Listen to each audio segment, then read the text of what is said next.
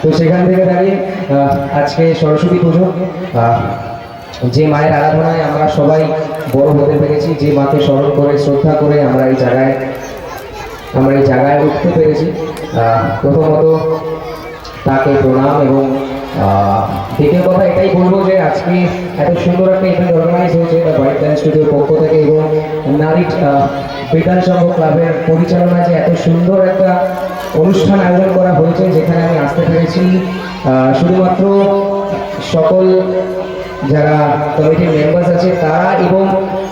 আমার গৌতম দার জন্য একটা জোরে হাততালি চাইবো আমি, কারণ তিনি এবং ঝুমাদি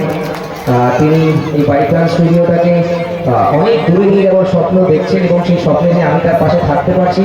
এবং তাকে হেল্প করতে পারছি, একসাথে সাহায্য করতে পারছি এবং হোয়াইট লায়ন স্টুডিওটাকে একটু বড় জায়গায় নিয়ে যাওয়ার যে চেষ্টা চলছে এবং চেষ্টা করে যাচ্ছি, সেটা যাতে আমরা সাফল্যমণ্ডিত করতে পারি, এটাই আমাদের অনুরোধ এবং আপনাদের কাছে